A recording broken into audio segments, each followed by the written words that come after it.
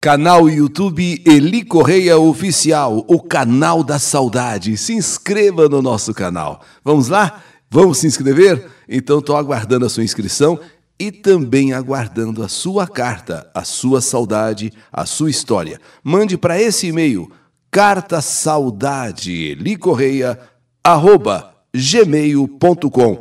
Estou aguardando também a sua história. E no canal YouTube Eli Correia Oficial, a garganta e o punhal diabólico. Eu me chamo Marta, sou casada e tenho 2 filhos, Marcos e Marcelo. Somos uma família simples, mas sempre fomos uma família muito feliz, graças a Deus. Meu marido sempre trabalhou com caminhão. Ele trabalha na mesma transportadora há mais de 15 anos. E há alguns meses ele conseguiu arrumar um trabalho para mim nesta mesma transportadora. E as coisas melhoraram muito para nós. Eu, até então, fazia apenas alguns artesanatos em casa mesmo, só para garantir um dinheirinho extra para mim, já que o que eu vendia não era muita coisa. Então era um dinheirinho mesmo, um dinheiro pequeno, mas que ajudava. O emprego lá na transportadora que o meu marido conseguiu para mim, um emprego de meio período. E isso me ajudou, pois assim, quando eu saía para trabalhar, a perua escolar já pegava os meus 2 filhos, o Marcos e o Marcelo. O Marcos com 12 e o Marcelo com 13. Então a perua escolar passava, pegava os 2 e eu ia para o trabalho. E quando eu voltava, os meninos já estavam em casa. Meus filhos ficavam sozinhos em casa por cerca de 2 horas. E então eu já chegava e, como Marcelo, o meu filho mais velho, sempre foi muito responsável, quando eu chegava ele já havia almoçado e dado o almoço para o irmão mais novo. Inclusive, a louça da cozinha já estava lavada, enxugada e guardada. Tudo estava correndo muito bem em nossas vidas. Eu estava muito feliz por estar trabalhando na transportadora. O dinheiro que eu recebia lá dava agora para eu ajudar, inclusive meu marido, nas despesas de casa. Muito melhor do que antes, que eu recebia só para poder comprar algumas coisinhas e olha lá, com as vendas do meu artesanato. Um dia, quando eu cheguei em casa, depois do meu trabalho, eu percebi que Marcelo estava diferente. Ele estava sentado na sala, com a TV desligada, estava quieto, encolhido num canto do sofá. E quando eu o vi daquele jeito, imaginei que ele pudesse estar sentindo alguma coisa. Sei lá, talvez uma dor de cabeça, um mal-estar. Perguntei o porquê dele estar daquele jeito. E ele disse para mim que não era nada, que só estava cansado. Passei a mão em sua testa para ver se estava com a temperatura alta, mas não, estava tudo normal. Só que Marcelo não estava bem. Quem é mãe conhece muito bem o filho que tem. E eu pensei que talvez pudesse ser, quem sabe, algum problema na escola. Ou talvez um problema com alguma garota, pois eu sabia que Marcelo gostava de uma menina na escola. Porém, essa menina estava namorando outro garoto. Seria esse o problema de Marcelo? Seria algum problema com algum colega? Seria algum problema com alguma matéria? Bom, resolvi deixá-lo quieto, pois garotos nessa idade de 14 anos começam mesmo a mudar o seu comportamento. Então, deixei lá quieto. Mas, com o passar do tempo, eu percebi que Marcelo andava muito diferente. Quando chegava a hora de dormir, ele sempre fechava a porta do seu quarto. Só que eu comecei a observar que nas últimas noites ele deixava a porta do quarto aberta e ainda queria que a luz do corredor ficasse acesa. Meu marido e eu resolvemos então ter uma conversa mais séria com Marcelo. Ele continuava meio esquisito, meio estranho, e nós percebemos esse detalhe à noite. Então queríamos saber o que de fato estava acontecendo com ele, pois estávamos realmente ficando preocupados com aquele comportamento estranho dele. E quando conversamos com Marcelo, ele inesperadamente começou a chorar e disse que coisas muito estranhas estavam acontecendo com ele, mas que ele não queria nos contar não, pois nós acharíamos que tudo era mentira e daríamos risada na cara dele. Insistimos mais de uma vez, e então o nosso filho começou a falar. Eu estou assim porque tem alguma coisa errada acontecendo. Eu ando tendo sonhos estranhos, e nesses sonhos eu saio do meu corpo, porque uma pessoa que eu não consigo ver quem é, me puxa para fora do meu corpo. Ela segura a minha mão e vai me puxando, e quando eu saio do meu corpo, ele me puxa para fora do quarto.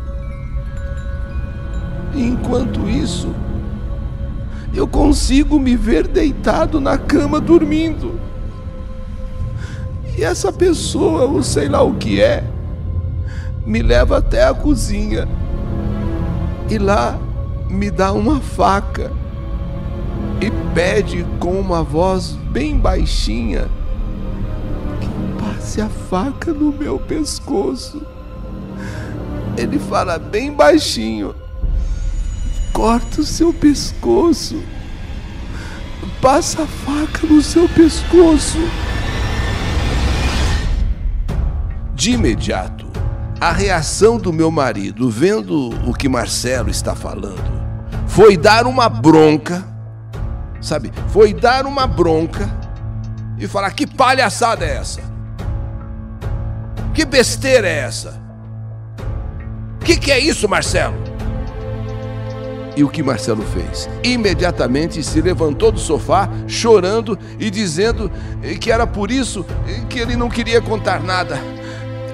E vendo aquele desespero do nosso filho, eu falei para o meu marido: calma, bem, calma.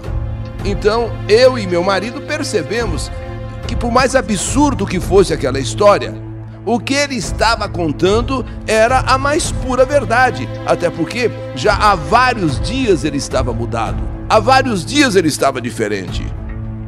Sabe, em casa todos nós sempre fomos muito católicos. E eu particularmente nunca mesmo acreditei nessas coisas sobrenaturais. Eu creio em Deus, em Nossa Senhora e em Jesus Cristo nosso Senhor. E ponto final. Então, conversamos bastante com Marcelo. Perguntamos se ele estava tendo algum problema na escola, se estava com alguma preocupação mais séria. Mas ele nos disse que, fora esses sonhos, estava tudo normal. Estava tudo bem.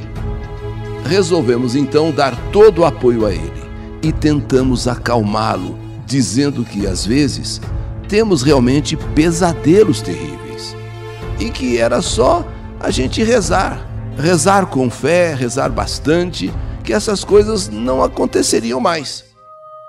Mas nosso filho estava realmente muito assustado com tudo aquilo. E em algumas noites ele corria para o nosso quarto, pois dizia que estava começando a ter aquele, vamos dizer assim, pesadelo, mas que conseguiu escapar daquela mão que o puxava. E então ele pedia para passar a noite com a gente. Incrível, já um rapaz praticamente 14 para 15 anos, dormir ali na nossa cama, porque estava com medo.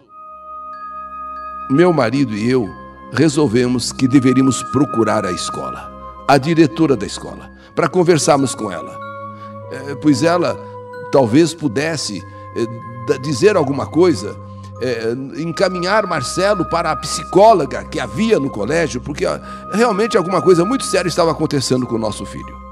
Só que Marcelo nos implorou para não falarmos com a diretora, pois se isso caísse na boca dos colegas, na boca dos outros alunos, ele seria alvo de muita gozação. E ele não queria isso, então não vai falar com ela, não vai falar com ela, não vai falar com ela, por favor. Aquilo tudo estava tirando não só o sossego dele, mas como o nosso próprio sossego. Eu agora estava rezando muito e pedia a Deus que afastasse esse tormento da vida de meu filho. E sabia que Deus atenderia meus pedidos. E o que eu vou contar agora aconteceu muito recentemente. Foi no dia 15 de julho. E só de escrever isso, eu já me arrepio, eu fico toda arrepiada, inteirinha arrepiada. Em casa, estávamos todos dormindo. Eram mais ou menos 5:30 da manhã, 5:30. E nesse horário, eu ouvi um barulho vindo da cozinha. Como eu estava com muito sono, eu ouvi, mas não dei importância. Mas logo em seguida, começou um barulho de coisas caindo, coisas quebrando. Então eu e meu marido pulamos da cama feito loucos, feito doidos, e fomos correndo para a cozinha. E quando chegamos lá, entramos em desespero ao ver aquela cena que nos chocou, aquela cena que nos desesperou. Nosso filho Marcelo, com um punhal em uma das mãos, apontado para sua garganta, e com a outra mão, o meu filho tentava afastar aquele punhal. Vejam a cena, com uma mão ele está com o punhal tentando enfiar no pescoço, com a outra mão ele segura, ele tenta afastar esse punhal. Marcelo se debatia de um lado e outro, como se estivesse sendo sacudido por alguém. Então ele virava de um lado, virava do outro. Com a mão ele está quase atingindo o pescoço, com a outra ele segura o punhal. Fica até difícil de descrever a cena, mas aos nossos olhos era como se nosso filho estivesse lutando realmente com uma coisa, com algo invisível, mas ele estava lutando contra uma força. Meu marido e eu agarramos nosso filho. Eu tentei tirar aquele punhal de sua mão, um punhal que nós não conhecíamos, um punhal que nós não tínhamos em casa, mas era um punhal. Então nós tentamos tirar aquele punhal de sua mão. Eu inclusive acabei sofrendo um corte profundo. Meu marido, que é muito grande, é enorme, tentava segurar Marcelo, mas nem com toda a força dele ele conseguia. E então, de repente, aquele punhal voa da mão de meu filho e ele cai desacordado no chão. Ficamos completamente sem saber, na verdade, o que fazer. Agora parecia até que éramos nós que estávamos tendo um pesadelo. Parecia que eu e meu marido, nós dois estávamos vivendo um pesadelo. Como se aquilo tudo que estávamos vivenciando ali não era verdade, não fosse verdade. Eu peguei uma toalha para estancar o sangue que escorria da minha mão. Meu marido pegou Marcelo nos braços e o levou até o sofá, na sala. E logo nosso filho acordou. Acordou chorando, tremendo, mas tremendo muito, tremendo demais e chorando.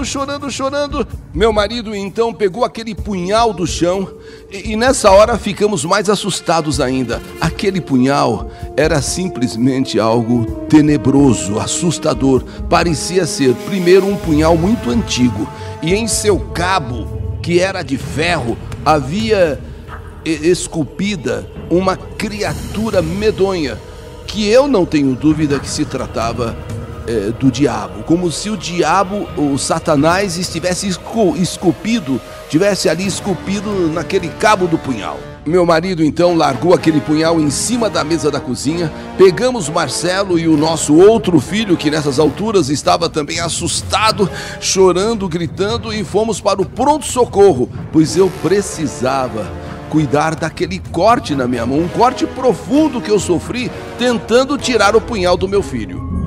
Tomei 9 pontos da palma da mão até o começo do meu pulso. Inclusive o médico disse que eu tive muita sorte, porque mais 1 centímetro a mais, eu poderia ter cortado o pulso e poderia ter morrido. Ele falou: olha, sorte, muita sorte, praticamente um milagre que não tenha atingido o seu pulso. Voltamos para casa totalmente calados. Não sabíamos nem o que falar. E no caminho de volta, Marcelo disse que não queria mais voltar para aquela casa. Eu não quero mais voltar. Eu não quero mais ficar nessa casa. Resolvemos então deixar Marcelo e Marcos na casa da minha irmã, que mora próximo de nossa casa. E fomos eu e meu marido pegar algumas roupas para as crianças e para nós, pois também estávamos muito assustados, abalados, e também não queríamos dormir lá, sozinhos. Quando entramos em casa, fomos até a cozinha para limparmos aquela bagunça, arrumarmos aquela bagunça, e foi aí que nos demos conta que aquele punhal horrível não estava ali, onde meu marido havia deixado, em cima da mesa da cozinha. O punhal, inexplicavelmente, misteriosamente, havia desaparecido. Simplesmente desapareceu. Meu marido havia deixado aquele punhal em cima da mesa. E procuramos por toda parte e realmente ele não estava mais ali. Diante de tudo o que aconteceu, já no dia seguinte, meu marido encostou o caminhão de mudanças da transportadora onde ele e eu trabalhávamos, tirou tudo o que tínhamos ali, explicou o caso e pediu permissão ao dono da transportadora para que deixássemos a mudança no caminhão por alguns dias, até encontrarmos uma casa para alugar. Isso durante 2, 3 dias nós já teríamos uma nova casa. Ficamos 1 semana na casa de minha irmã, e então meu marido, que havia encontrado uma casa que nos atendia, o que nós precisávamos, e nós mudamos para lá. Ainda levou um tempo para passar todo aquele trauma, tanto nosso como principalmente de Marcelo. Mas com muitos pedidos a Deus e a Nossa Senhora e ao seu Filho Jesus, a nossa vida foi voltando ao normal. E graças a Deus, até hoje, nosso filho nunca mais teve aqueles tormentos, aquelas alucinações. A partir disso, eu que nunca acreditei em coisas sobrenaturais, passei a acreditar. Porém, a minha fé em Deus e em Nossa Senhora são maiores do que tudo. Eu tenho certeza que nunca mais seremos incomodados por nenhum mal, por nenhum espírito maligno que para mim era o que estava atormentando meu filho. E um detalhe, aquele punhal diabólico nunca existiu em nossa casa. Assim como apareceu, desapareceu. Um punhal maldito, um punhal diabólico. Essa é a minha história. História que totalmente arrepiada eu escrevo. Ou melhor, a vida escreveu. Que saudade de você! A garganta e o punhal diabólico. História do canal YouTube Eli Correia Oficial.